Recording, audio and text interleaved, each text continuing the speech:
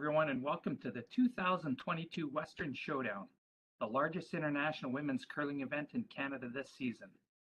We're so glad you've decided to join us to see some of the top female curlers in the world participate in this event. My name is Jim Grundy. I'm the branch director of RBC Dominion Securities here in Swift Current. Our branch is not only a huge fan and support of curling in our community, we're so proud to be supporting the Western Showdown for its inaugural year. RBC is committed to working with our community partners to promote and celebrate vibrancy in sport in the communities in which we live.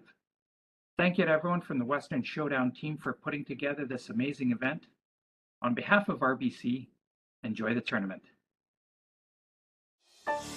Saskatchewan, you know SaskTel because we're everywhere. Because being everywhere keeps us connected to you. With SaskTel sponsorships, we get to be part of your community. We're here with you, and we're here for you. It's easy to get started. All you need to do is apply. SaskTel cares. Always has, always will. To apply for sponsorship, visit sastel.com/sponsorships.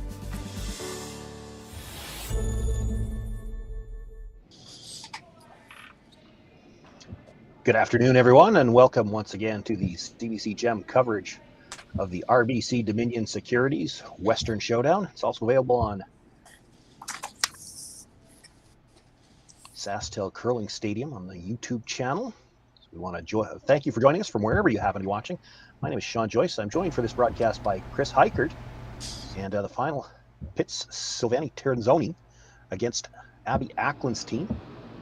These two teams came through the B event, so had to draw for Hammer before this game started. That was won by Terzoni, so they've got last rock here in the first end, throwing the Yellowstones, and we're already underway. Chris, thanks for joining us here for this broadcast. You've been pulling double duty this weekend. You're also the manager of the Swift Current Curling Club. That's right, Sean, and good afternoon to everybody tuning in here as well. Doing a bit of double duty this weekend, putting on this event here, and it's been great all around. We've had great success, great ice. We've really been happy with how the events unfolded, and wish good luck to these two top teams in the event.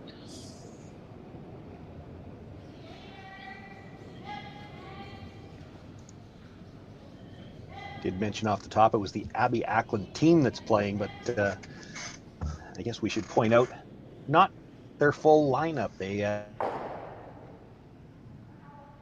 had to juggle a little bit to get four players here this weekend. I've got somebody at a wedding, I believe I heard, and another player away. So Megan Walter, who usually plays either second or third, is actually skipping the team.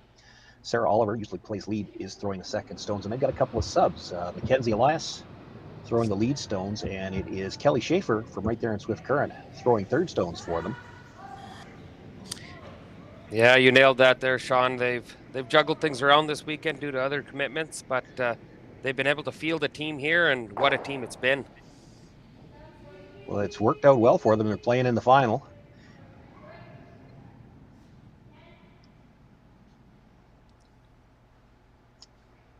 Hit and roll over there. Joe's just past the guard, so it's available for takeout attempt. This is Sarah Oliver.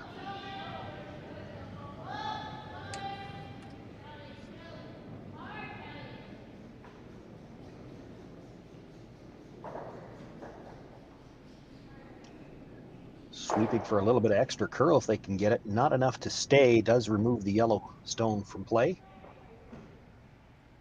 Terzoni now look to peel that center guard. For Terzoni, a new lineup this year after the Olympic cycle, but the back end, Alina Petz throwing the last stones, and Silvana Terzoni playing third and throwing skipping and throwing third stones. That is unchanged from the last few years. They've got a new front end. This is Carol Howard II, and the lead, Briar Hurleman. No, it's yeah, they got a bit of a new team this year. Silvana Terzoni being one of the top skips in the world for several years now. Briar Hurleman, I believe she is now married to Schwaller, going with the last name Schwaller now. So Hurleman, many of you may know her father, who was a great curler.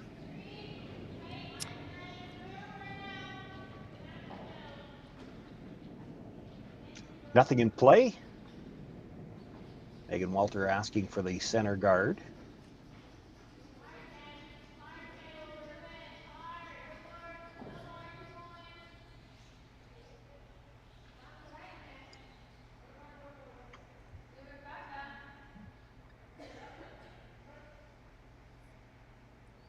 Bit of a clean end here. Do you typically see that, Sean, with these teams in the games you've commentated? Fairly clean in the first end, or have most teams been getting right after it? I'll be honest, I've seen a number of clean ends. Now, that doesn't always mean that they end up clean. Sometimes you get a nose hit here or there, and we've even seen a couple of open flashes in the first end. So we've seen some deuces come out of nowhere. The other thing is you have to be careful if you're Megan Walter here. You throw one too many guards, and so that Tirinzoni will just go around it.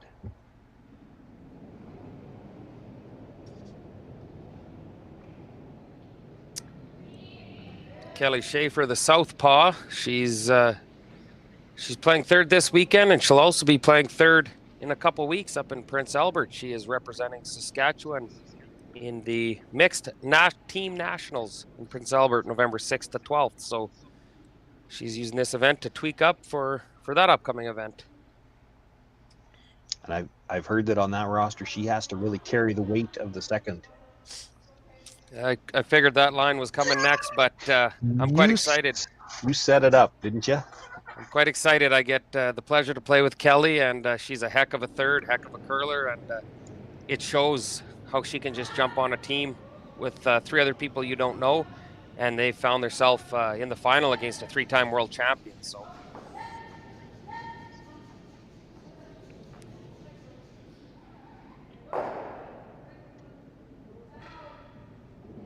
Makes the hit, stays right there.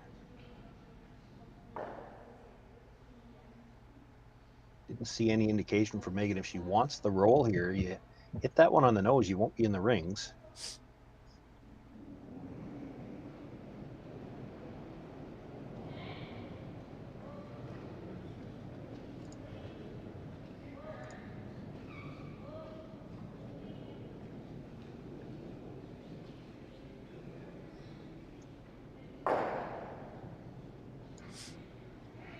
Fairly open end here in the first end, and yeah, it appears teams are just going to feel each other out here. I believe these two teams met up once before in the event, did they not? They did. Tirinzoni had the bye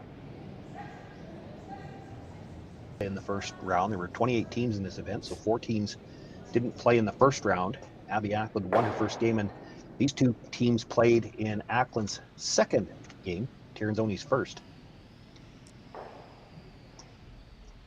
The Abby Ackland team did come out with the win on that occasion. Yeah, if my memory serves me correctly, it was a 6-5 extra end win. So it was a great battle, and I'm sure we're in store for a similar sort of game here.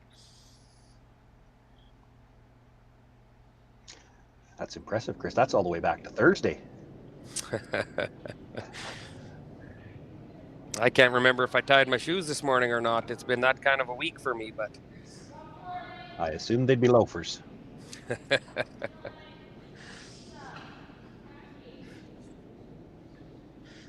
We kid, but I'm sure it's busy when you're. How involved were you with the event? Did you chair it or on the committee? You know what? There were several people. Manager. Yeah, there were several people that helped out with putting on this event. A lot of volunteers for ticket takers at the door, people who make the draw and the scheduling, and I can't say enough about the ice makers as well. It takes a huge team of ice makers to be able to turn over 6 sheets of ice in an hour, and to have the ice at the quality that it is, which is just world class right here inside the Swift Current Curling Club. So enough can't be said about the team that we had, and the head ice maker here, Jason Broughton.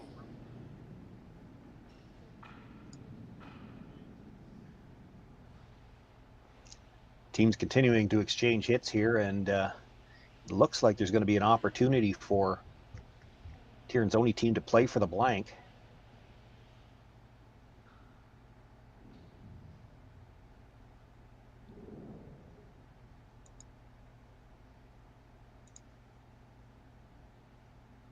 Good old-fashioned corn broom there to slide with, eh? What's left of it, yep.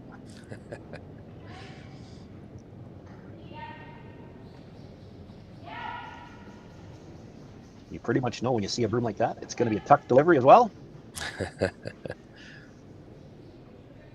Megan Walter with the hit. Cleaning it all the way down. She'll stay right there.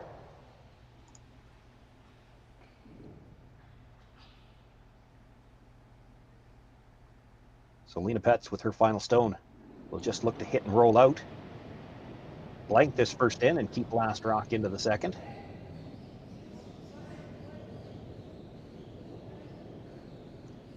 Just cleaning it all the way down. She does make the hit, rolls the shooter out of play. We've got a blank in the first. Tirinzoni will keep last rock when we come back for the second.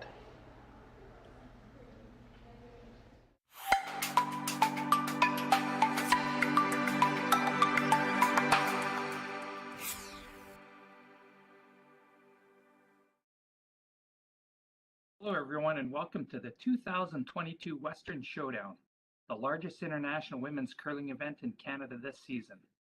We're so glad you've decided to join us to see some of the top female curlers in the world participate in this event. My name is Jim Grundy. I'm the branch director of RBC Dominion Securities here in Swift Current. Our branch is not only a huge fan and supporter of curling in our community, we're so proud to be supporting the Western Showdown for its inaugural year. RBC is committed to working with our community partners to promote and celebrate vibrancy in sport in the communities in which we live. Thank you to everyone from the Western Showdown team for putting together this amazing event. On behalf of RBC, enjoy the tournament.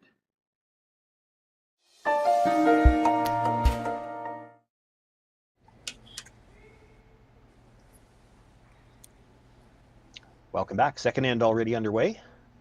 First stone thrown to a tight guard position. So we see here Silvana Tirinzoni retains the hammer into the second end.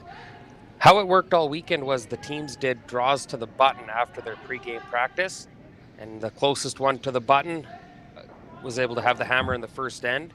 Moving into these playoffs, it was the team with the better record or the fewer losses that got hammer throughout the playoffs. But seeing as how that Team Ackland and Team Tirinzoni both qualified through the B event with the same record, they did a draw to the button before this game, with Silvana Tirinzoni coming slightly closer than Ackland and getting that ever elusive hammer in the first end.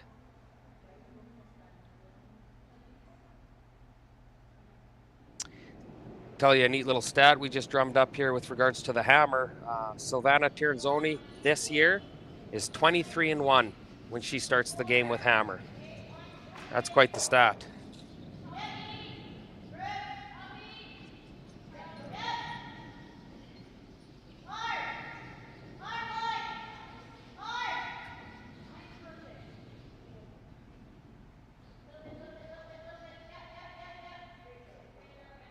Room by the guard. Brings that stone into the top of the forefoot. It does get nice finish there.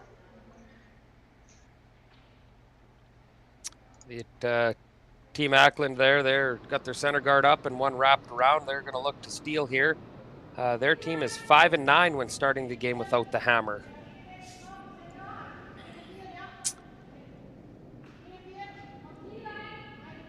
Although stats give you an indication, it's a slippery game and it's played on ice and anything can happen.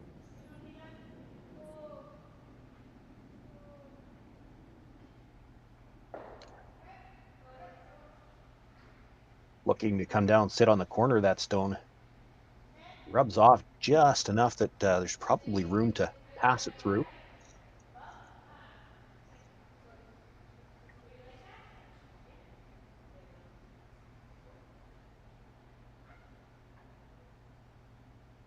Sarah Oliver being asked to make the hit.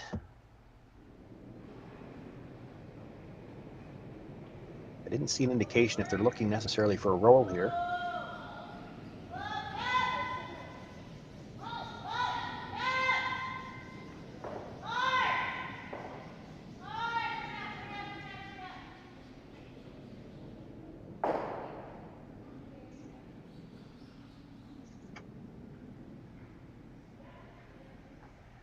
Does make the hit, stays right there. And with that being the fifth stone of the end, they can start making plays on the guards. She's going to look to run back the red tight center guard. See double the 2 out of the top of the 4-foot.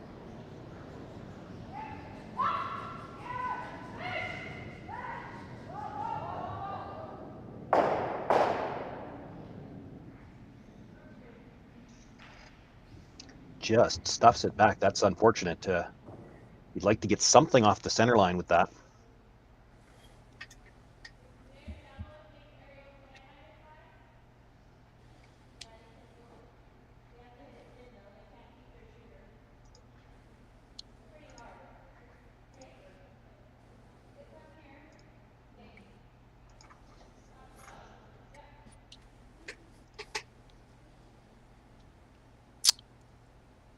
You can see the brooms out towards the 12-foot. We've had excellent curl out on the ice all weekend with 4.5 feet of curl, running at about 15 seconds. Again, credit to Jason Broughton and his partner Darren Gress out of the Highland Curling Club for just ensuring we have a fantastic playing service for these curlers, and it's been great. I've heard compliments from many of the teams saying that it's been an excellent ice surface to play on all weekend.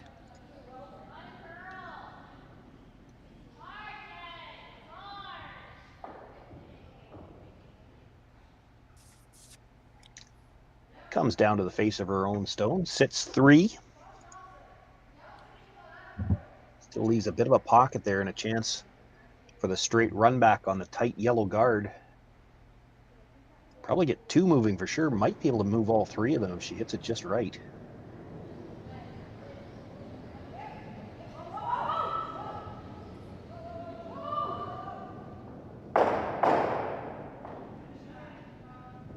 Makes the run, does kill 2 of the red stones, rolls the shooter off the center line, and the ray stone stays in the corner of the 12-foot. What a great shot that was, clearing that center guard out of the way and sticking in the rings. I think you're going to see that corner guard they throw up come into play in this end now. Yeah, sticking around there was big. It forces Kelly Schaefer now to make a play on that stone, so they can't go back to guarding the shot rock.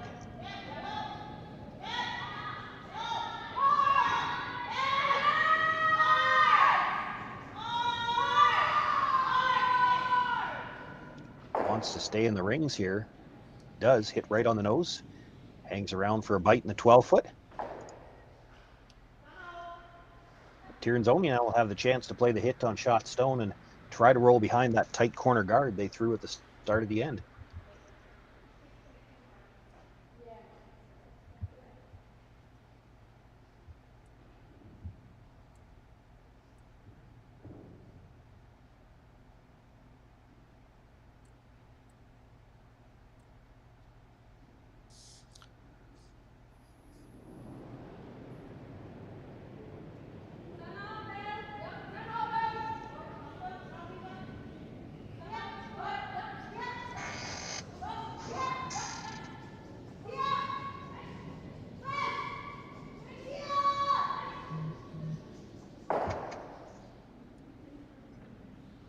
Makes the hit, unable to get the roll, stays right there.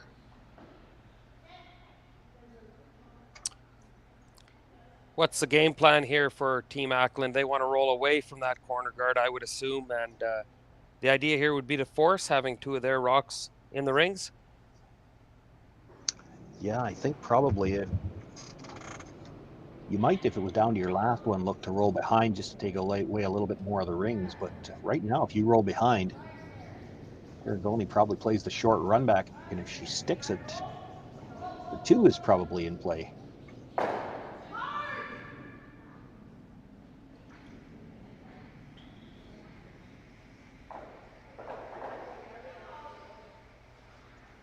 they did end up playing for the roll behind, and I don't know, that might have been a plan B when you realized you weren't going to roll away.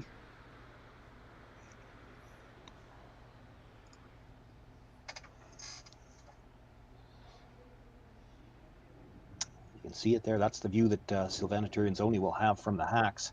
She's got a couple of inches of air there. There's probably room to at least roll a piece under that guard.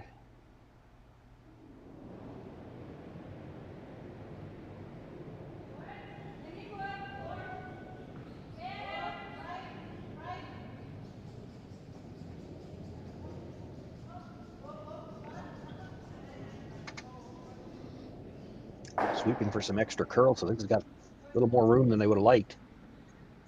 Going to make the hit, but rolls further towards the center.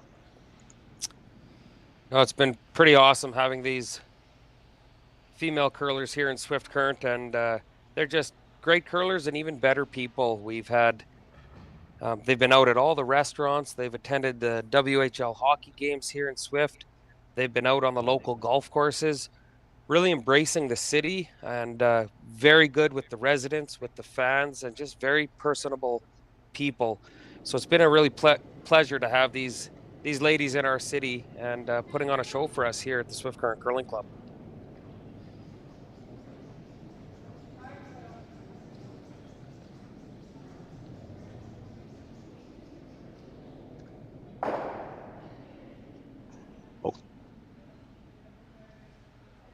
Sitting in this position, looking to get a little extra sweep for curl. More room now for Alina Petz if she wants to try to roll behind. They would have had to flirt with the guard the last time. This is a little bit more natural way to look at it.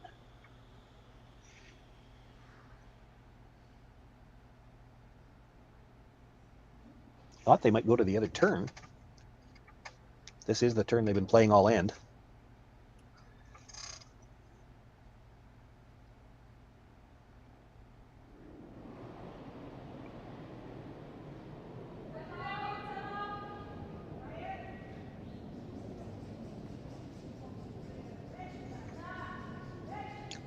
And early on, sweeping for some extra curl.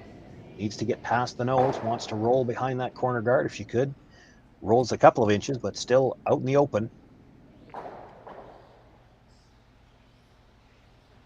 You would have to think that that would be mission accomplished for Team Ackland here in the second end, is to force that one and turn the hammer over.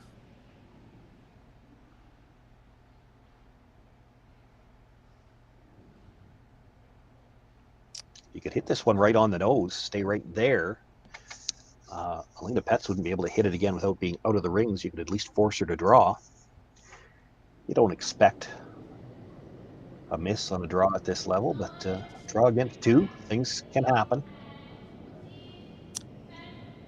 Definitely at our level, Sean, you would think 50-50 on banking on the miss, but yeah, at this level these ladies curl at, I wouldn't bank on a miss to the drawing a piece of the 8-foot, that's for sure.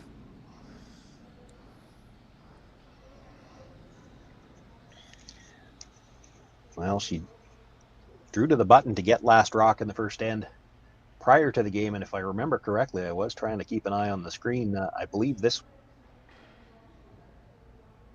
turn she had to throw in the pre-game practice, so would have thrown this shot about half an hour ago. Nice shot just above Silvana Tiranzoni's head. Victor Kral, who is the national coach in Switzerland now. Many of you may know he was just split up with Jennifer Jones. They cordially went their own ways, and he got approached by the Switzerland National Curling Federation to be the coach of all the Swiss teams. So excellent coach and a very accomplished coach as well.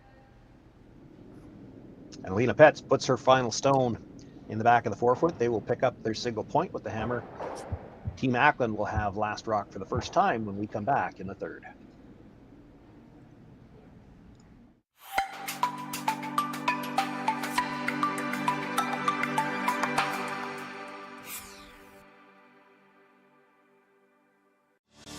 Saskatchewan, you know SaskTel because we're everywhere. Because being everywhere keeps us connected to you. With SaskTel sponsorships, we get to be part of your community. We're here with you, and we're here for you. It's easy to get started. All you need to do is apply. SaskTel cares. Always has, always will. To apply for sponsorship, visit sastel.com/sponsorships.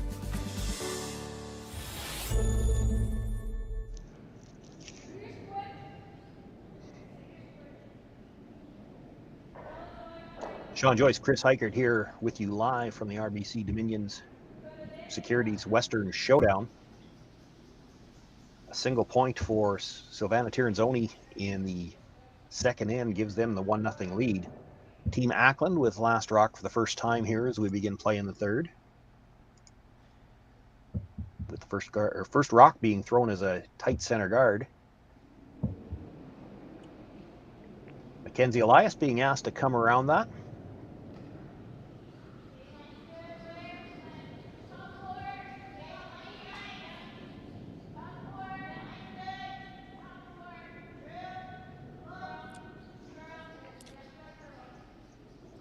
Might take this opportunity to give a great big thank you to RBC Dominion Securities. They are a wealth management company all across Canada, and definitely here in Swift Current. They are major players. It's been great. They jumped on board as the title sponsor of this event, and they've been very pleased with the talented curlers that have been out here. We had a little function Friday night, a meet and greet, and all the curlers came upstairs, and it was nice to mingle with the curlers, mingle with the sponsors. As many of you know, events like this, they just don't happen without the support and partnerships of the local business community. So we thank RBC Dominion Securities and Jim Grundy and his team for making this all happen right here in Swift Current.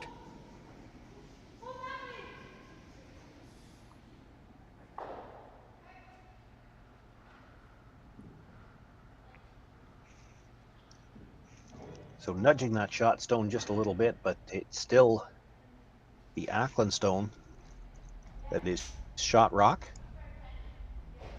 That shooter rolls out in the open. There's room to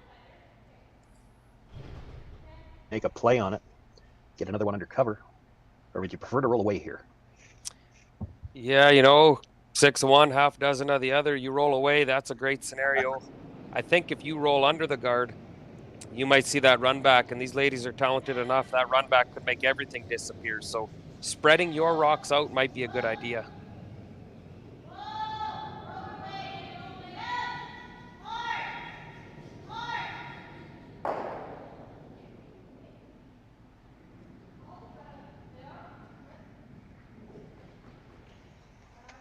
Makes the hit, does roll a little bit to the outside, but maybe not far enough to take away the double opportunity.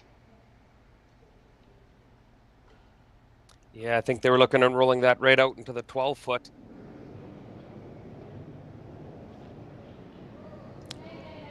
Carol Howald throwing the second stones here. She was here in Swift Current in 2016 when Swift Current hosted the World Women's Championship.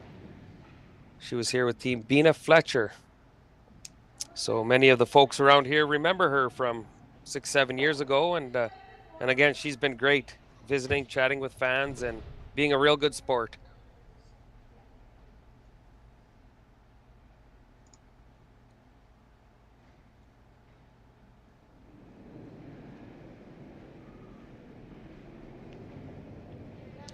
A little thin on that double attempt, gives Sarah Oliver a chance to wrap another one around that center guard.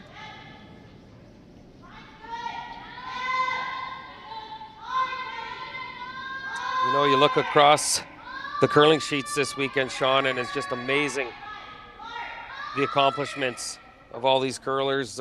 Sarah Oliver and Megan Walter there, both world champions in the team mix back in 2019. Kelly Schaefer herself, a 3-time Olympian. So, yeah, it's quite humbling to look across the sheet of the ice at all the different countries and just know the accolades many of these curlers have. Slight rub on the come-around attempt, leaves that short of the rings. So now a chance for Carol to make a play on the stone out front. See if she can catch shot rock, and does remove it from play. So just the two stones in play now, the two guards, one belonging to each team, guarding either side of the 4-foot. Question here, Sean. She initially was going to call the out turn through the hole draw, and then she switched out to the wide in turn. What would be a possible reason for that? Well, the typical thinking, and it depends on the ice, a lot of times you can get it either way, but if you try coming through the port and you leave that rock partially exposed, it would leave the opportunity for Tiernzoni to hit and roll behind her own corner on the other side. So you come around from the wide side, if you leave it half open, The only thing she can do is roll open or roll out.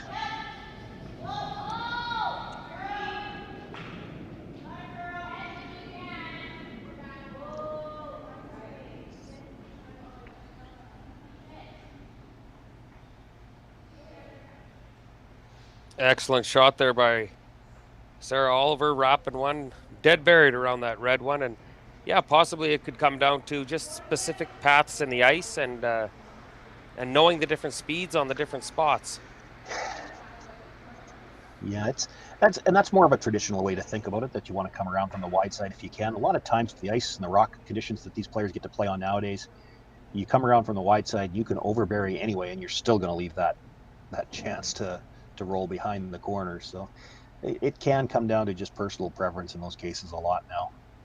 We used to play on ice conditions that weren't quite as swingy as what we play on these days, and you never worried about coming out past the guard.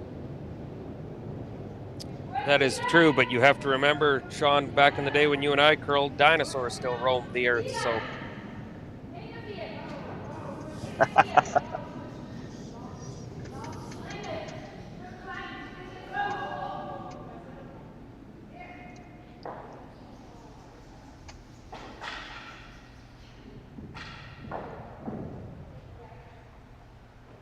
Pretty fortunate there. It hung a little wide, little heavy, but they called a great audible, electing for a little tick off the guard, and got it exactly where they wanted that. So a little bit fortunate there, but it definitely does take skill to be able to pick up on plan Bs and plan Cs.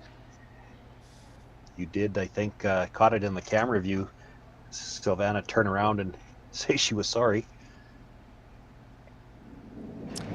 And that's just the great sportsmanship about them, right? Nobody's trying to get lucky, but it happens all the time with everyone. So that was just an acknowledgement that she knows she got a little lucky there.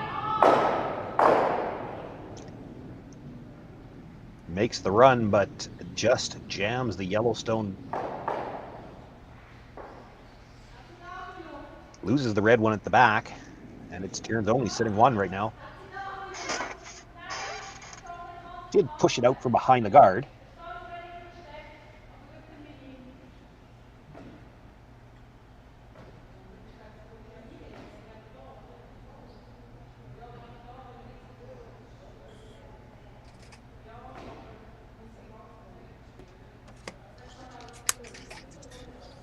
What would the possible discussion here be? Would this be just which turn they want to play?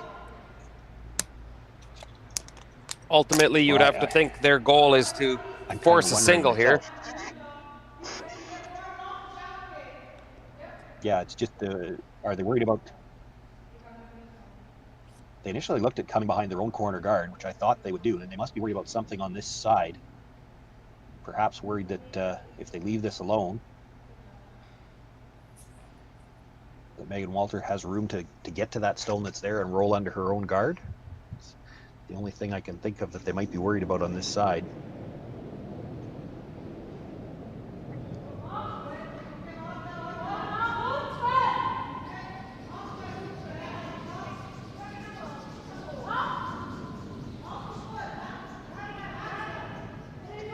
Rushers were on this fairly early.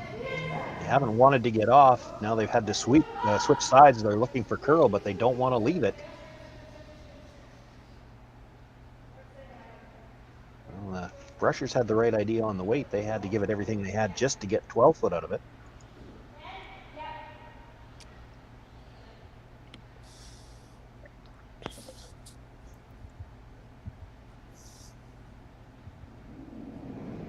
Chance for Kelly Schaefer to make the hit and roll behind cover, and if you make the hit and roll, you might get the double.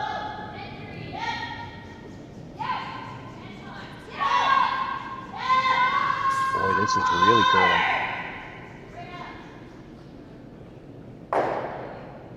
She'll make the hit, drives it by the stone in the rings. Shooter stays right there. Now, is it biting? They'll take a good look at that, at whether it's biting or not, because that will be very important with how the rest of the end possibly plays out.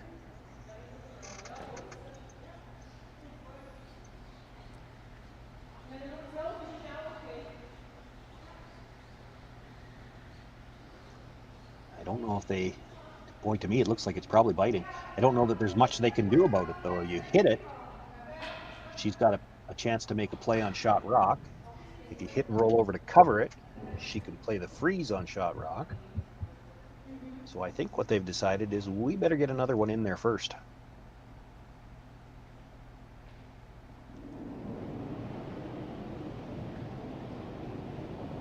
Alina Petz with her first stone here in the third end.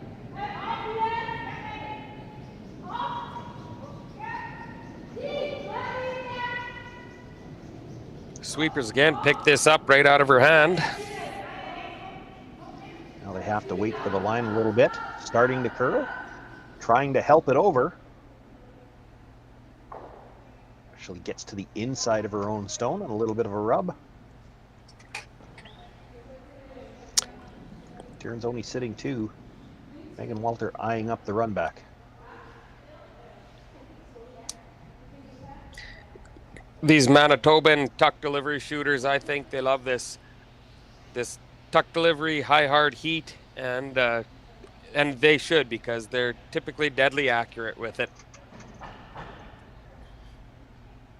She does have a couple of ways she can make this. Hit it just a shade high and stuff it on the one that was just thrown would work. If she's just a shade low, she probably puts it in the pocket, makes the double.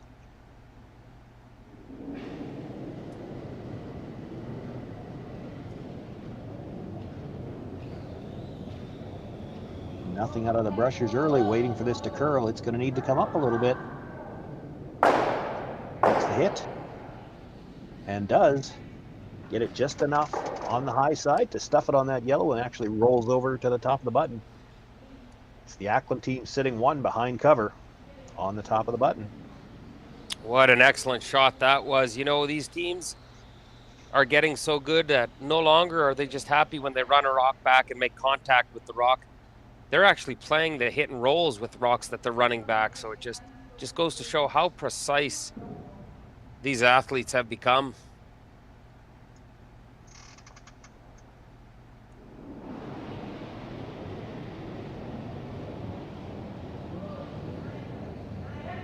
Alina Petz now with her final stone will look to play the run back red onto red. Try to kill them both and see if she can hold this to a single. She's going to drive it by.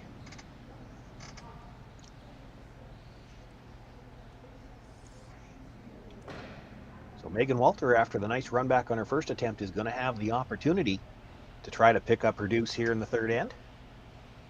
Needs a bite of the forefoot.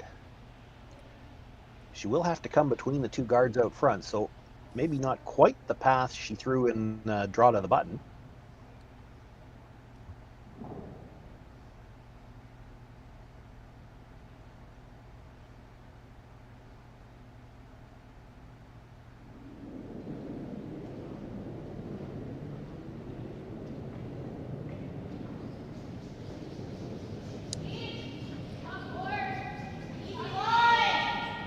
Well, I praised the Manitoban tuck hitter for their hitting ability, but there's 2 parts to the game, and drawing is a part of it too. And they didn't quite tighten up the broom enough to account for that corner guard. It rubs on the way by, and they couldn't get quite the same break. Silvana Tiernzoni got on hers. It'll be a score of 1 for Team Ackland. We're all tied up after 3 ends of play.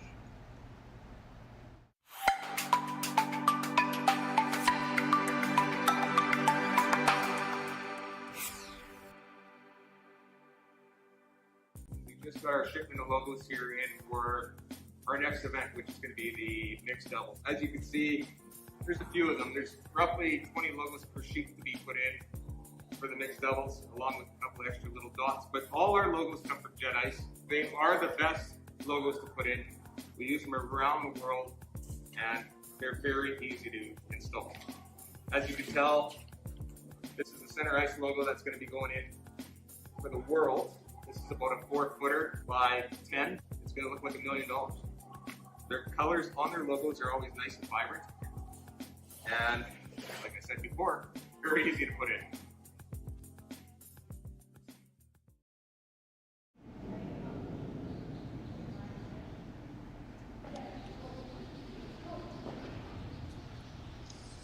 Tied at 1 after 3 ends of play. The first stone here from the Ackland team being brought in as a tight center guard. Tiernzoni asking now for the corner.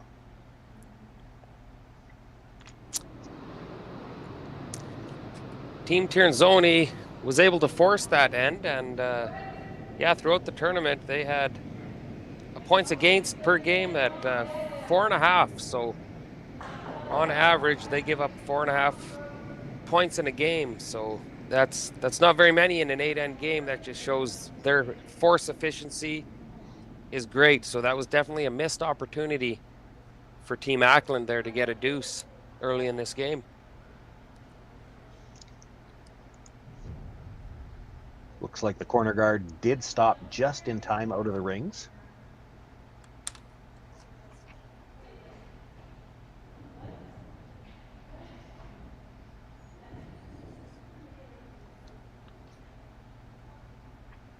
Chris, as this fourth end sets up, I should ask you, this is not, of course, the final event in Swift Current this year. There's going to be another curling stadium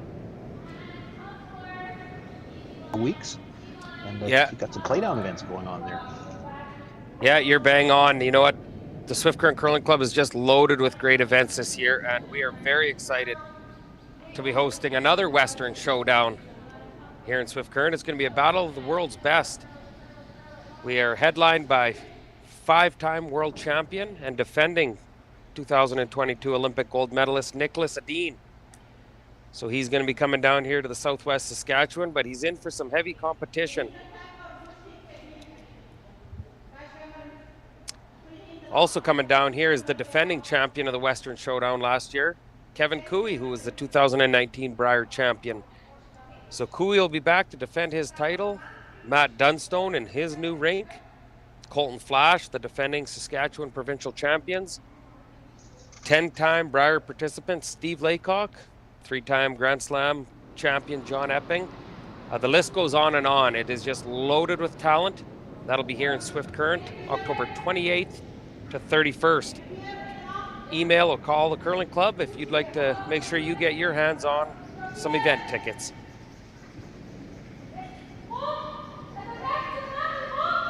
If you aren't there for the event in person, all of the action will be available on the SaskTel Curling Stadium, pardon me. You know what a treat it's been to have been partnered with Curling Stadium here in Swift Current. Just a great group of people to work with, and look at the quality of production of this live stream that they are able to roll out to all the viewers watching all across the world. It's been a privilege to work with those folks, and every day they continue to learn and grow with the capabilities, and their plan is to continue to give curling the coverage it deserves and getting the coverage right to you, right into your own home every single weekend.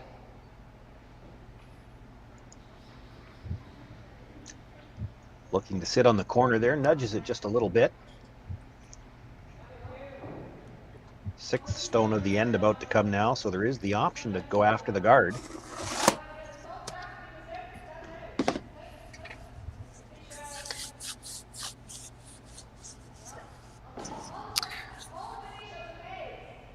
Speaking of the 6th stone of the end and the guards, I just recently read that the World Curling Federation, as a trial, is adopting the no tick for an entire game if you're within the first free 6 rocks of the 5 rock free guard zone rule.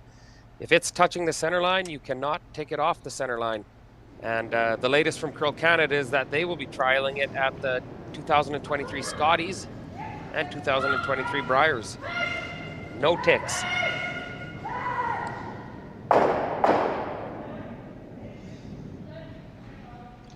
Makes the run, does kill the one red stone off the top of the 8-foot, rolls the shooter off the center line as well. Continues to be Team Ackland sitting shot at the back of the button. 2 corner guards belonging to Tiernzoni, and she does have second shot at the top of the 4-foot. Difficult for Megan Walter to do anything with that stone at the top of the 4, though, so they're going to play another guard.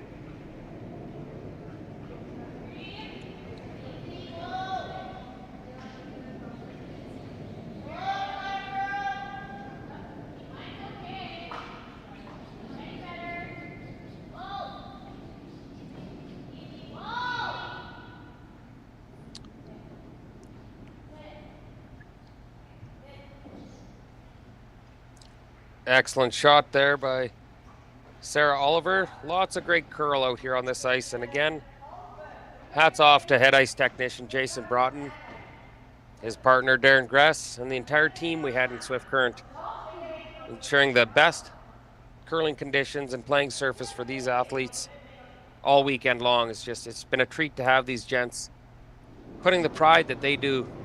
Making ice is definitely an artwork, and we have some of the best here in Swift Current.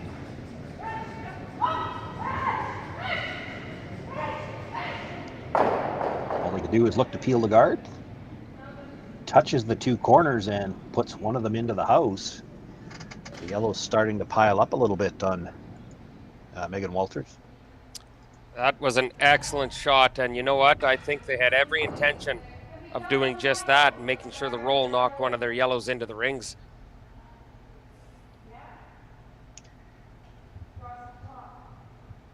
Certainly makes guarding the center situation more and more risky.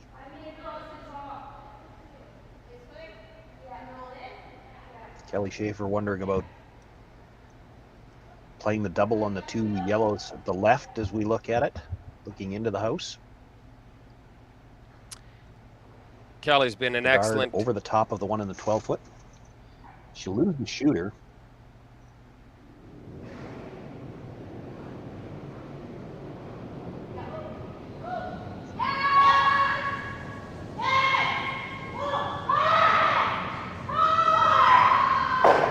Makes the hit across the top, does catch the second one. Now will the shooter stick around? Wow, that's a fantastic curling shot. She manages to keep the shooter in the 12-foot as well. Kelly Schaefer, as I previously mentioned, she was in Swift Current in 2010 for the Women's Worlds, the first year this city hosted the Women's Worlds. They walked out of here with a world silver medalist. And she liked this city so much, and the people in this city, she decided to make this home, and what a treat it's been to have her as a member of the Swift Current Curling Club. Excellent curler, excellent person, and plays a big role here at our club.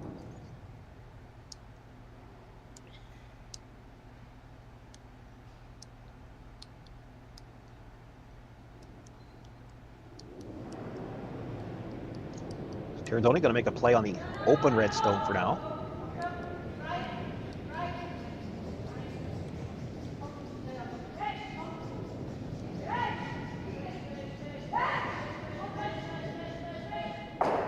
Makes the hit. Now is she going to come across and touch that second stone? Moves it enough to sit two. It will hang on at the back of the 12-foot, but may not. It may still be in the way. If you tried to make the double, it's going to have to go. That stone. Neat little story about Kelly. You can see the RBC logo there. Just to the right of the RBC logo, that strapping young man is Jared Schaefer, husband of Kelly, and also advisor with RBC Dominion Securities.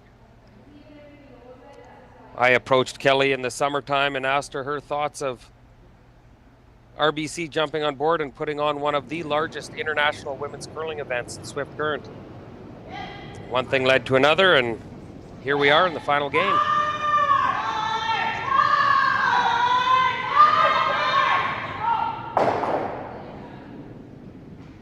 Now, the only thing that would make that story better is if you told me she was, after she thought it was a good idea, if she was going to try to figure out a way to get herself into the final. Well, I think she got strict instructions from her husband that she was to go out and try to regain all the money that they had partnered with us to put on the event, to cut their losses a little bit, and she has done just that.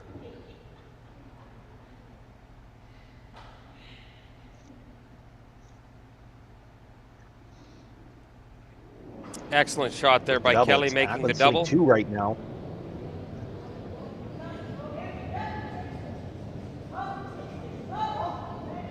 Tyrion's only looking to see if she can answer back here. Makes the hit, does catch the second stone. The shooter will fly as well, so nothing left in play now. Just skip stones to come. I think we've just seen fourth end. I think we've just seen 4 doubles, back to back to back to back doubles. excellent shot making by both these teams.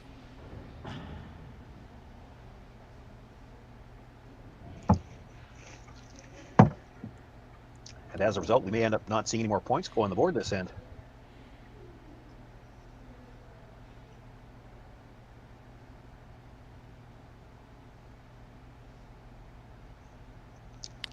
I had the opportunity to call Tirinzoni's semifinal victory, and there were no deuces in that game either. It very well could be another game like that in the final where it's going to be very close.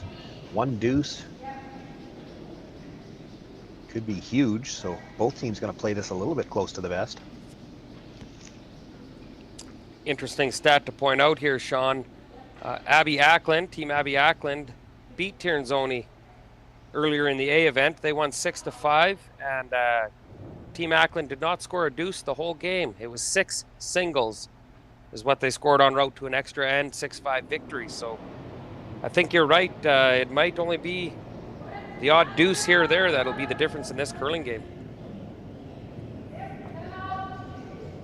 Well, a lot of times deuces come about as a result of a mistake. You've got two teams here that are playing in the final of the event. They haven't been making many mistakes, obviously, or they wouldn't be here.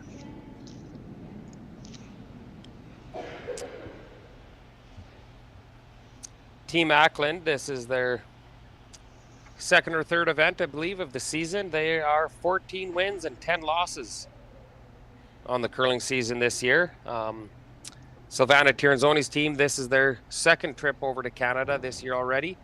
They've played several events and just an excellent record. They've played 38 games with 34 wins and only 4 losses. So pretty tough to beat this team, but if any team can do it, this Team Ackland has already shown it, and they're looking to prove it again here in this final championship game. I can't even imagine 38 games. I think I've played 4, and none of them lasted longer than 6 ends. And I still hurt. Well, unfortunately for you, Sean, if you just only have to fix your in turn and your out turn, and if you did that, you'd finally start making some shots. You might make it 6 to 8 ends.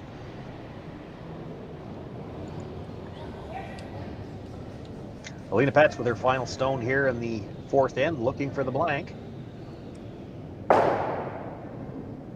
And just as she did in the first, makes the hit, rolls it out of play. Nothing in play again in the 4th. We've got a blank, and we're still tied at 1 as we go into the 5th.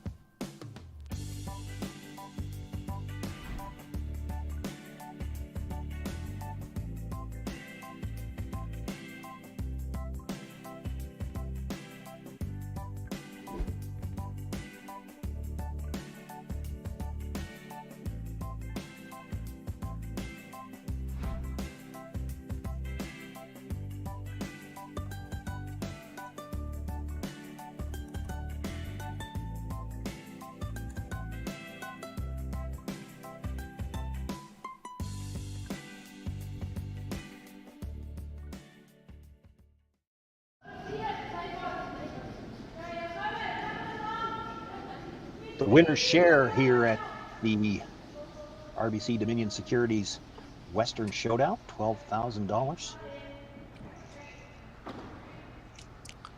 That's what these two teams are playing for.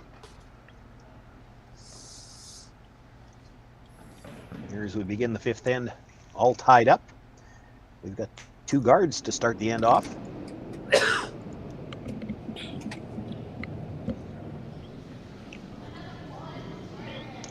Sean Joyce with Chris Heichert, live from Swift Current.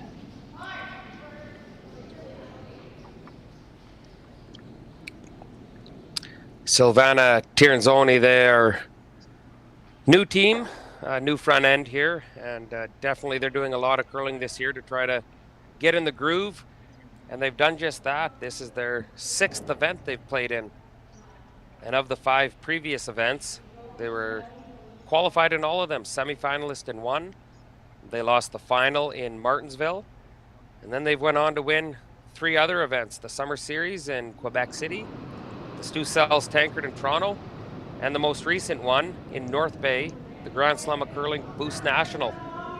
So they're off to quite the hot season with that 30-4 record.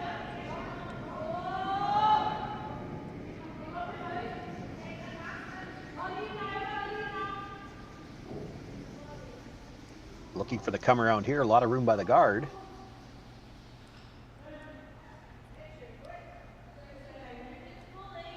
Does come to rest in the 8-foot. Buried on the wider of those 2 guards.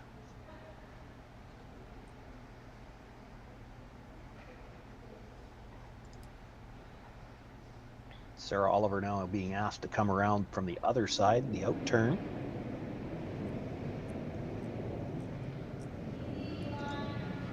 A lot of times you can just say it's the out turn with this team just because they picked up Kelly Schaefer. I have to try to remember who's throwing before I tell them it's the out turn. You always got to throw one left-hander and just mess with the announcer.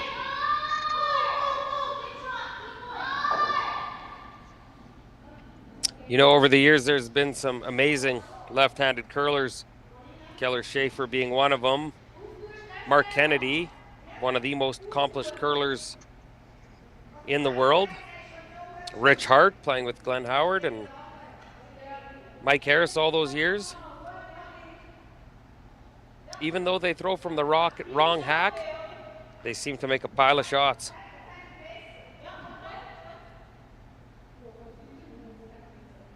That come around buries the top 12-foot, but it's still just second shot, and it looks like there's room here for Tiernzoni. If they can come down to their own stone again, would be sitting 2.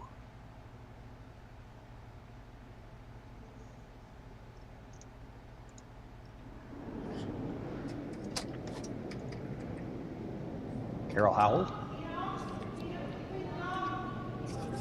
This time with the in-turn draw attempt.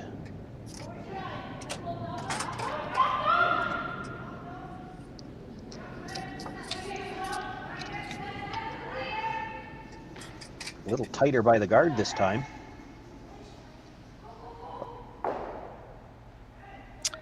Were they weight as well? Were they wanting to tap that rock back or just the straight freeze?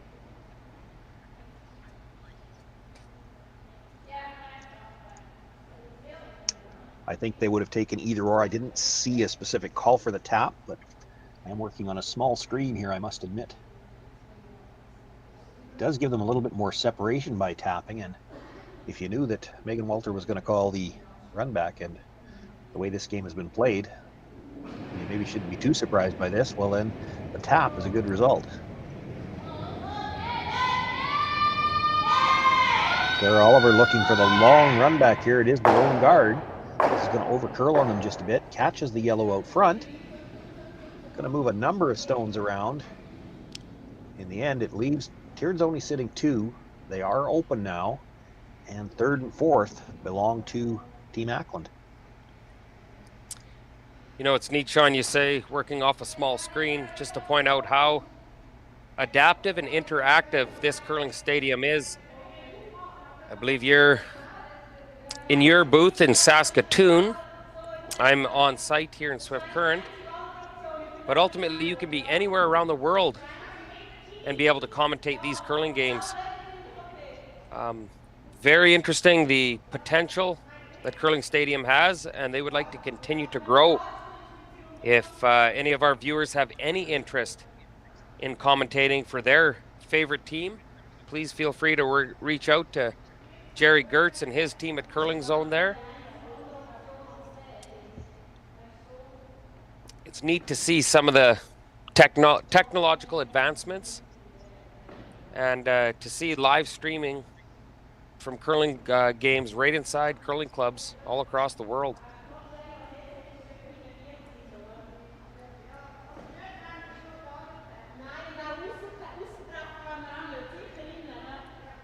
So the here all seems to be about the fact that those two Yellowstones are open, available for a double. So going to play, I think, a bit of a split on the stone at the top of the 8-foot. Try to get the shooter in underneath cover and push that stone back far enough so that there's not a double available off of it.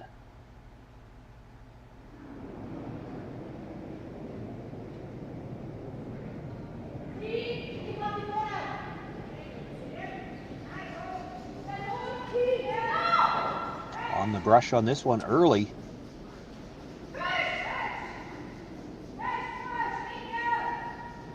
Trying to hold the line, wants to get a piece of that yellow stone at the top of the 8.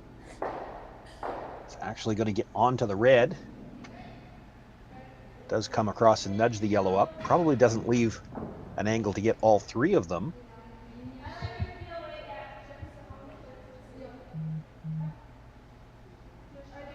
Megan Walter looking for the double on the two right behind the broom.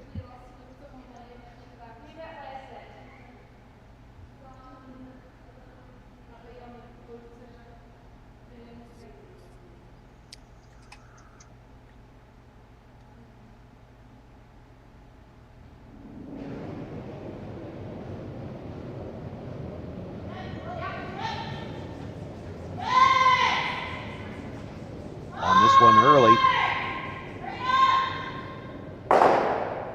Makes the hit on the first one, but jammed the second one a little solid. And we'll leave it for second shot in the corner of the 8-foot.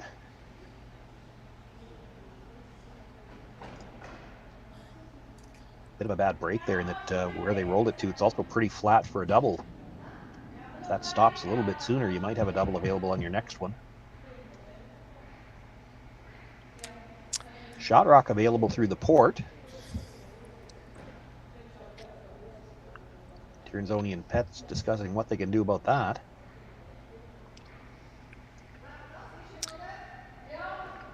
The Swift Current Curling Club created a bit of a briar patch upstairs where they had close to a dozen TVs and big screen TVs live streaming all the games upstairs in the patch. And throughout the weekend, they also held a Cool Shots curling tournament, shuffleboard curling, with the grand prize being free beer for an entire year to the winner of the Cool Shots curling tournament upstairs in the patch here at the curling club.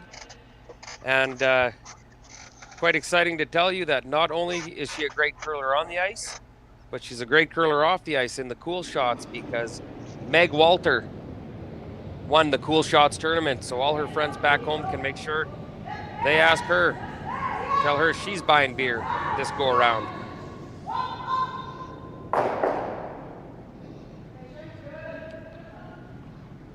Now, I just got to wonder, though, Chris, who determines how much beer is a year's worth of beer? Because I feel like if it's the amount you could drink, she may have already won more than she could win for the championship here. Yeah, I had to call an audible there, depending on who won, just how much beer for a year was actually going to be. But I assure you, she's going to be beer for a year, and you want to hit her up for beer this curling season. She should have plenty of it.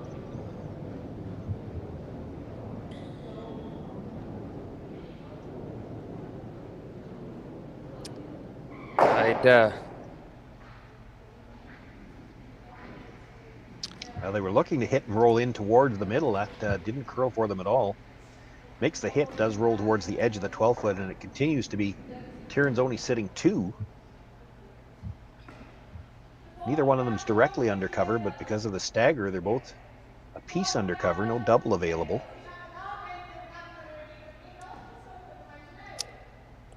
And they're thinking about drawing to the open side. Sit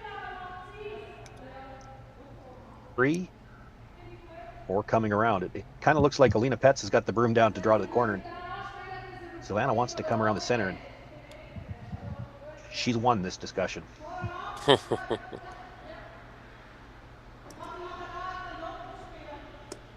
I should point out on that. Hey, you put this one in a good spot. You could bring 3 into play. They can't really see all of either of those yellows. It might be tough to make a double.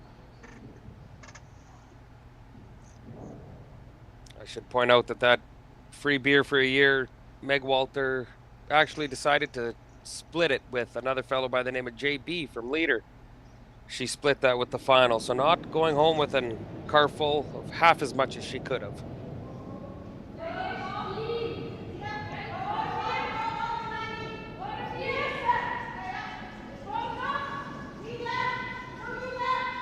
Looking for the come around here in the 5th end. Gonna have to go to get this by the front.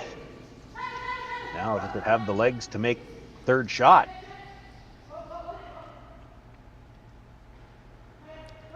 Great job by the Brushers to get that in for 3rd. Probably a double available on the front too, but the question now is, does it clear those reds on the side?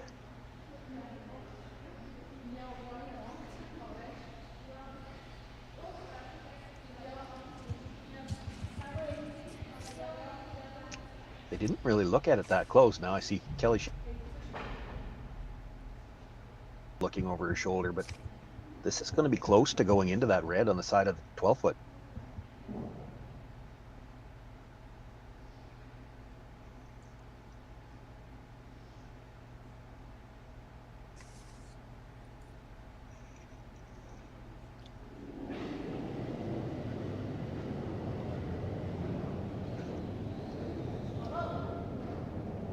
Bringing the heat here in the 5th end. Meg Walter, skip stones for Team Abby Ackland. Looking for the double. She actually hits it a little thin and pushes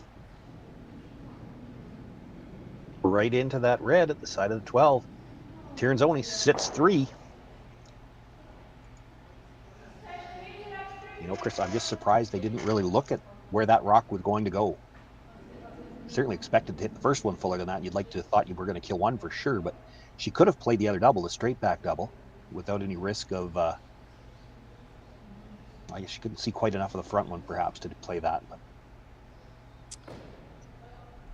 to me, that looked like it was always going into that rock. Team Tiernzoni here with the hammer, playing the 5th end and lying 3. I think you're going to see a desperation freeze coming on this next shot, coming from Team Ackland.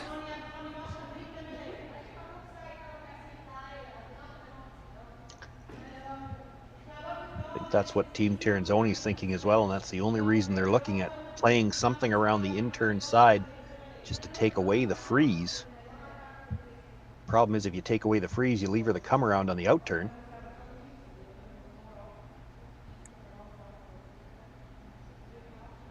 Fast forwarding this end, Sean, would the team out of Switzerland here, would they be happy if they ended up getting a deuce this end?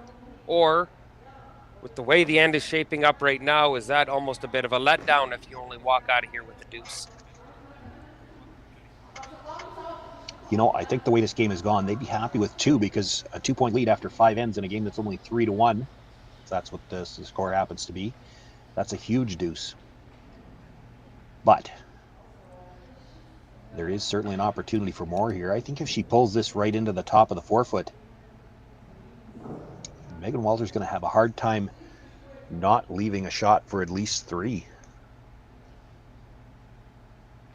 You know, she might have to play that freeze you were looking at just to hold them to 3.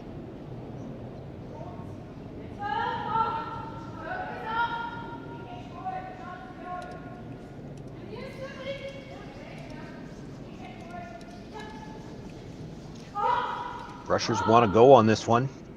She's got lots of room by the front. They backed away now a little bit, just waiting for a sweep call. Starting to move. They'll get it just far enough in to sit 4th. Well, it's Does effectively take away the out-turn draw. I think we're going to see plenty of discussion here on this shot. This is possibly the ball game depending on the outcome of this last shot. So I think there'll be a lot of discussion here. They want to make sure they make the right call and still hang in this game. And it's looking like an in-turn desperation freeze is about the only shot this Team Ackland has here in the fifth end. And that's just to hold them to a shot for two. Although, to be fair, with where she put that last one, her draw for two won't be easy now. She kind of blocked her own path to the 4-foot. Even with a perfect freeze here, I think where Alina Petz's last rock ended up, I think you'll see them taking a crack at a short little run back and try to put a big number up on that scoreboard and blow this game wide open. I don't know if there'll be a run back, but she might be able to blast it. First things first, Megan Walter needs to make this freeze. Brusher's picked it up early. Indication might be that it needs to curl. The brusher closest to the rock is swung around to the other side.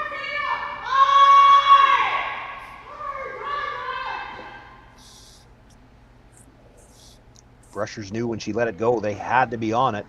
They brought it down all the way, but I think it's still 4 for Tirinzoni, and Elena Petz making her way down to the hacks. Just needs to bite the 8-foot here, and she will pick up 5 big points here in the fifth end.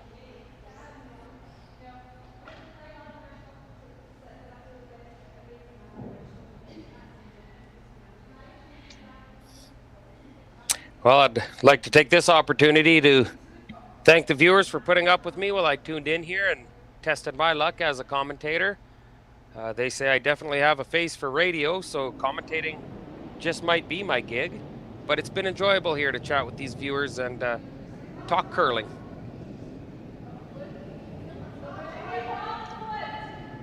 This is a little bit of an inside joke between Chris and I, but we might need an abacus to count up the points this end.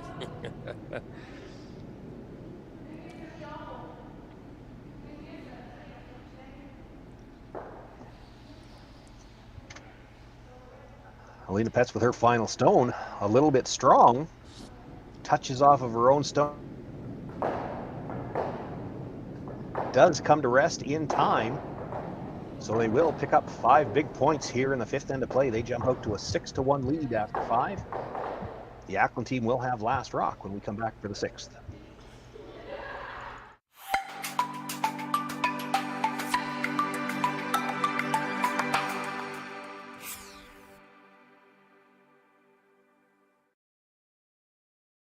Hello everyone and welcome to the 2022 Western Showdown, the largest international women's curling event in Canada this season.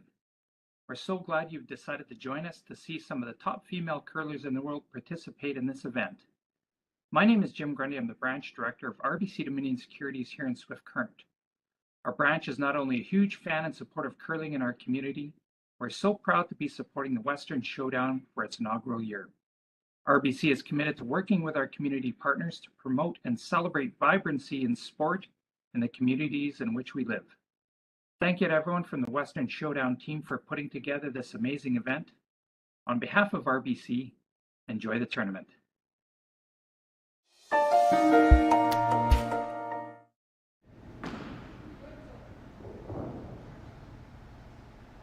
Big 5 points for Silvana Tirinzoni in the fifth end. She now has a 6-1 lead over Team Ackland. Calls for that first stone into the top of the rings. It slides to the back 8.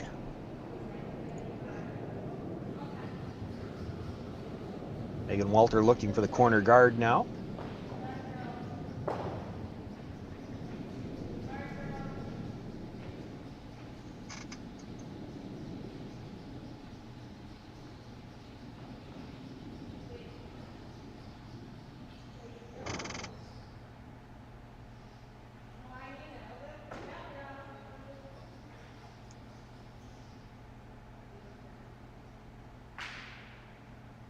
A little bit of desperation time now for the Ackland team. After giving up 5, they definitely need a multiple count here. It would be nice to get 3.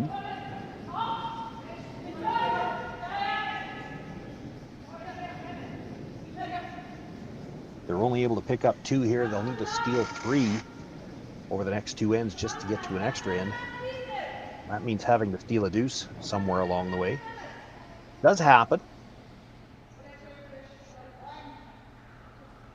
But I dare say scoring 3 with last rock happens more often. And if you could get your 3, now you're into stealing 1 at a time. And that's a more manageable situation. So you might see them throw the second corner guard here.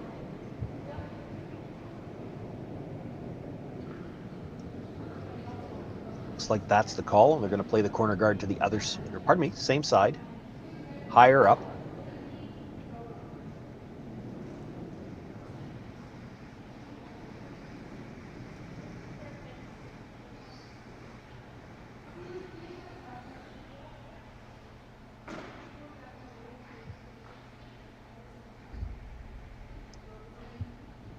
Still just the 5th rock of the end, so Savannah Tiernzoni not able to peel those guards, is going to ask for another one into the middle. You play these rocks into the middle knowing that at some point in time the Ackland team's going to have to deal with these stones in the middle. While they're doing that, you can clean up the corner.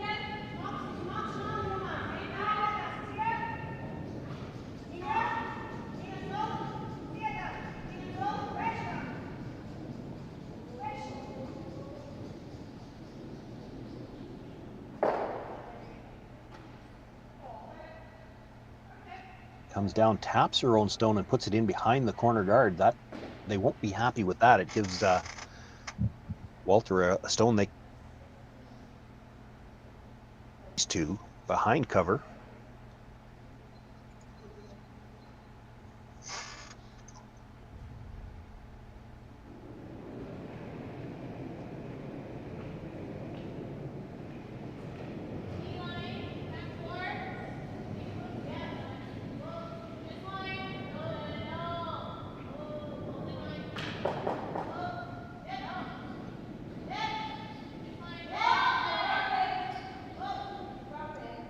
Room by the guard.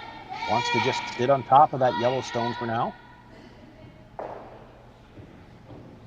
Comes down, nudges it back a little bit. It is still stone belonging to Tiernzoni that's shot rock. Wasn't critical to have shot just yet. You know that Tiernzoni's going to start peeling guards.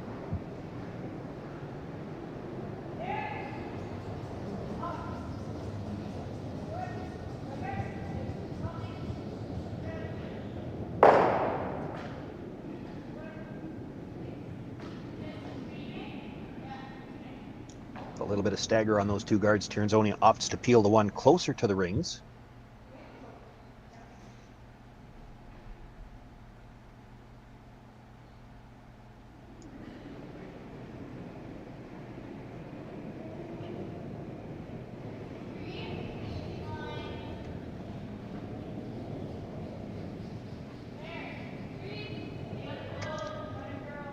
Team Ackland looking to put the tight corner back.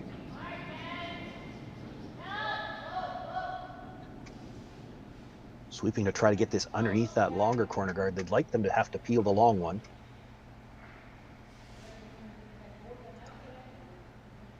Ends up in about the same spot.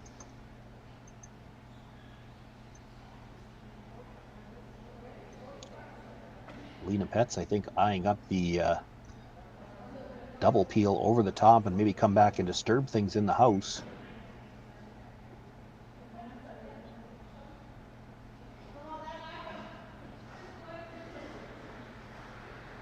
Savannah opting for that same peel though, just take the closer guard.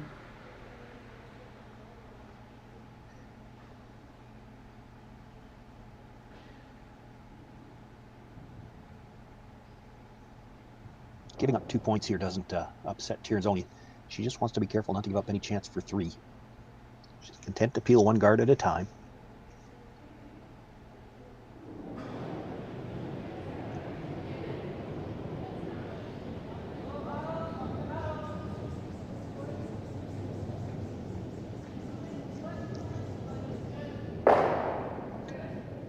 Makes the peel. The shooter comes across the top of everything else. Out of play. For Megan Walter, if you're going to think about trying to get 3, you might have to start coming in now. And where can you put this stone? The Tirinzoni can't make a play on it. I talked about freezing the back one. Great call, but it's tough to get there.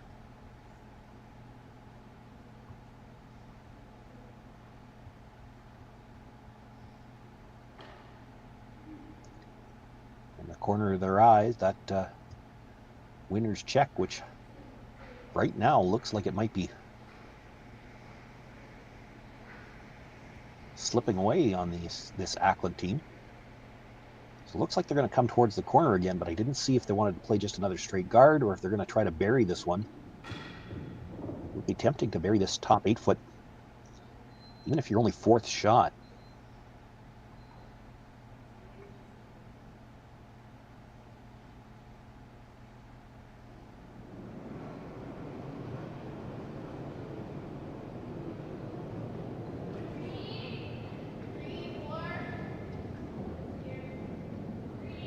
Indication from the brushers. She's a tight guard, maybe into the 12-foot. They're waiting for a line call. Needs to get this under cover.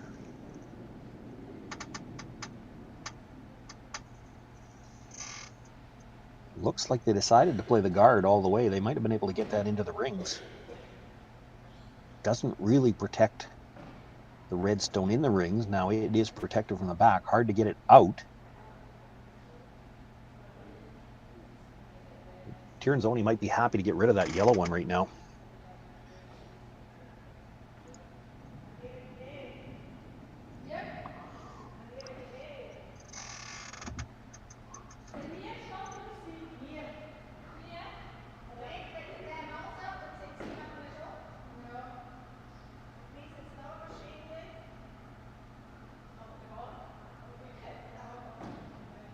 Going to be a team discussion anyway.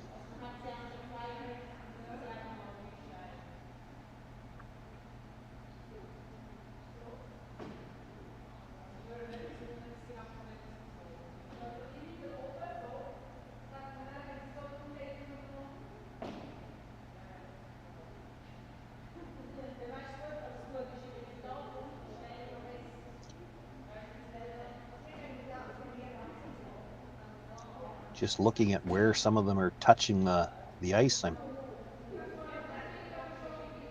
there might be some discussion that if you can't remove that red guard or that red stone at the top of the 4-foot, maybe you guard the situation.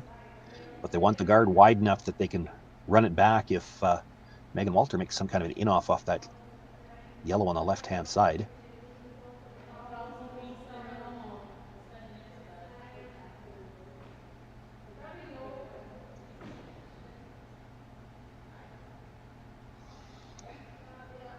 The first shot they discussed was to play the red onto the yellow, try to sit in front of it, lose that yellow back one, and Savannah seems to keep coming back to that one.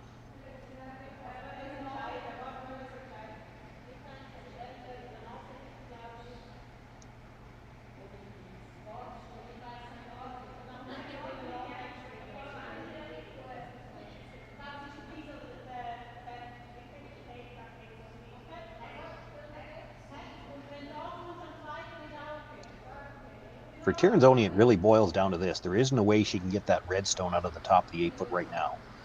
She needs 2 shots to get it out. So she's going to play the first one here, because if you don't here and Megan Walter finds a place to put her next one where you can't get at it either, suddenly 3 is in play. So as long as you remove that back yellow so that you can get the red out on your next one, you're not looking at any more than 2.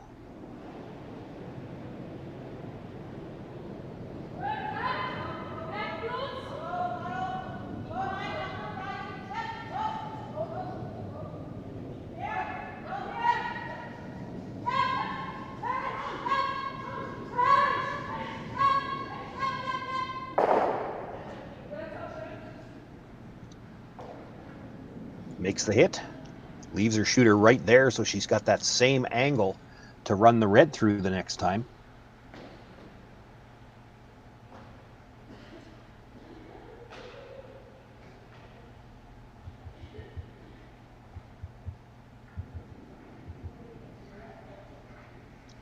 Megan Walters first. Have to guard that and just make sure we've got a chance for 2 here.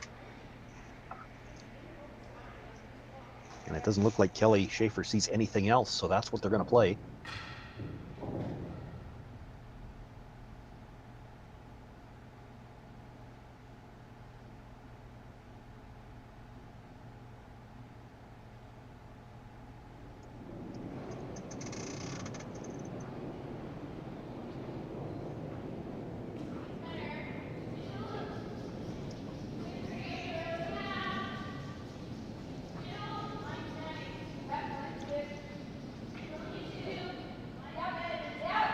Rushers had picked this up early, indicating it might be a little bit higher, a halfway guard.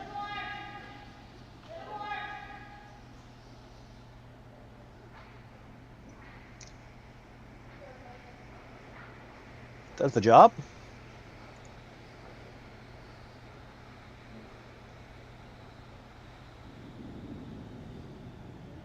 Alina Pett's now going to look to make a play on that guard.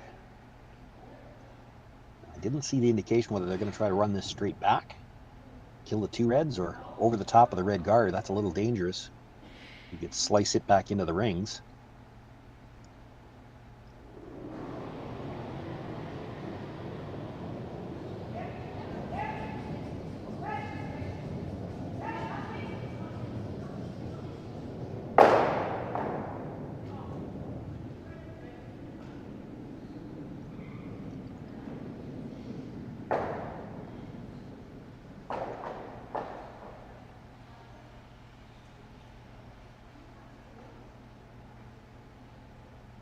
Well, did catch the guard at the front by spilling it back into the 12. That stone is still covered, but it is a short run back if she wanted to try the double.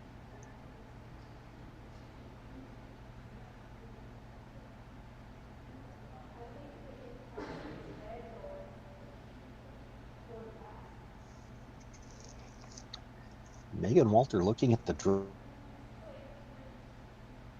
here first of all, but I think she might want to look at hitting the back one.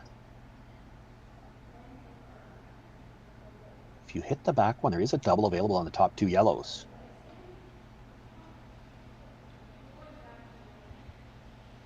She's looking at freezing the back one.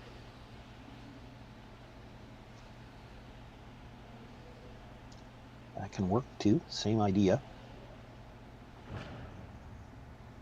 You're hoping when you freeze to the back one, Alina Petts will try to remove it, lose her shooter, and you might have the double at the top to sit 3.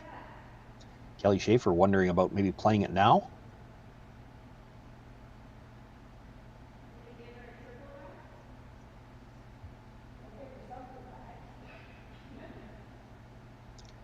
Concern is whether or not you'd leave a triple.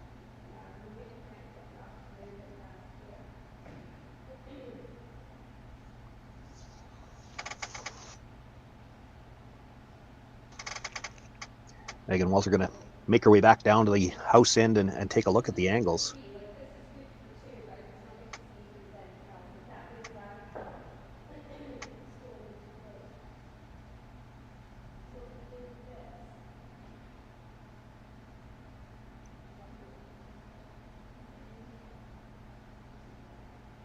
You make that double here, Alina Petts will have some kind of double back, but there's always the chance that could jam on the stone at the back.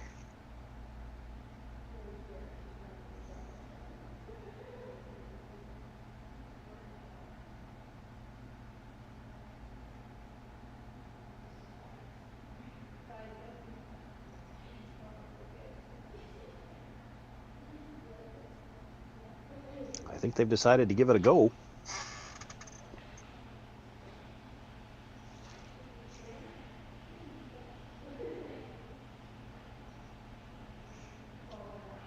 Looks like she needs about half a rock, maybe even a thin half on the first one.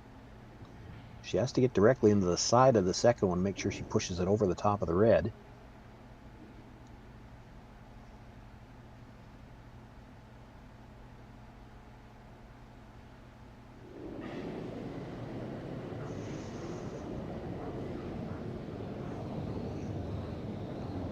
Megan Walter with her first stone here in end number 6. Makes the hit, comes across, actually just underneath the yellow and into her own stone, kills it. And in so doing, probably left shot stone partially exposed. Maybe enough available now for Alina Petz to pick it out. And it's just been that kind of an afternoon for Megan Walter.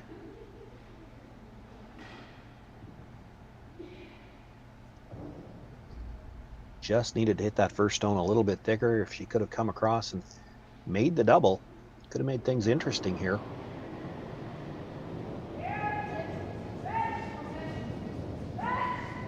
Alina Petz, this one curling on them early. She's got to get by the stone at the top of the 12. Great job by the brushers to hold that. She does get by, picks it out, and Tirinzoni sits 2. No double available. So Megan Walter will have to try to draw, take her single here.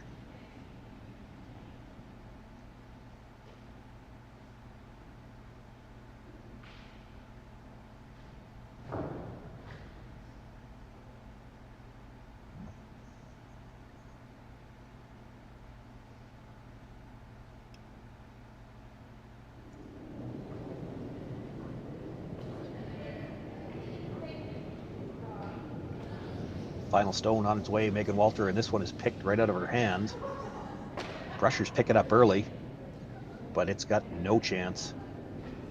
Left to scratch behind her. It's going to be another steal of 2 for Silvana Tirinzoni, and we've got the fist bumps have come out. Silvana Tirinzoni will be the champions this year at the RBC Dominion Securities Western Showdown.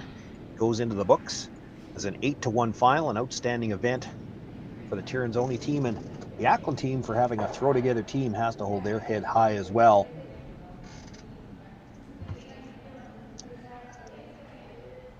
My broadcast partner has already made his way down to ice level. We will hang around here. Check presentation. Tirinzoni foursome had a solid day today. Of course, 3 games for both of these teams. I had the opportunity to call their semifinal. They have played very well all day today. Full credit for this victory, and what a strong end they played in end number 5 to put pressure on when they needed it.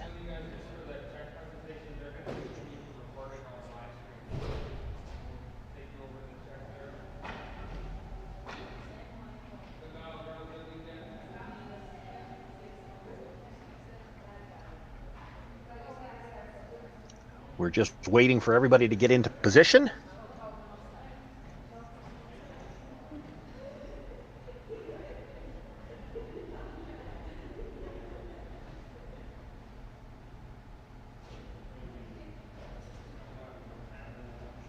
Players are happy to gather around that great big giant check.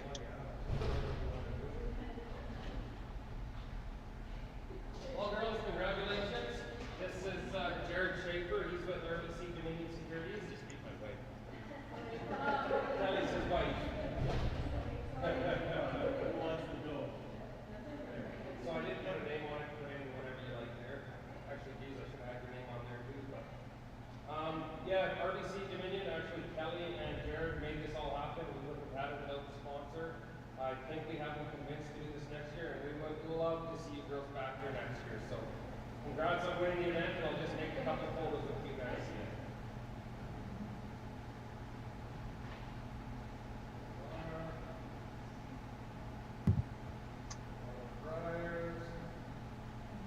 Everyone say, oh, please.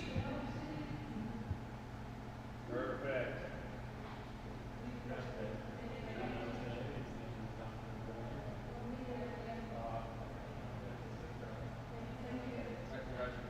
Good job. So Silvana Tirinzoni, this year's champion at the RBC Dominion Securities Western Showdown. SaskTel Curling Stadium and CBC Gem want to thank you for joining us for all of the coverage beginning Thursday. It's been an outstanding event. We've got more events for you yet to come this season. On behalf of myself, Sean Joyce, my broadcast partner this afternoon, Chris Heichert, and the many, many other commentators, producers, and announcers that we've had, we want to thank you for joining us, and we look forward to seeing you at our next event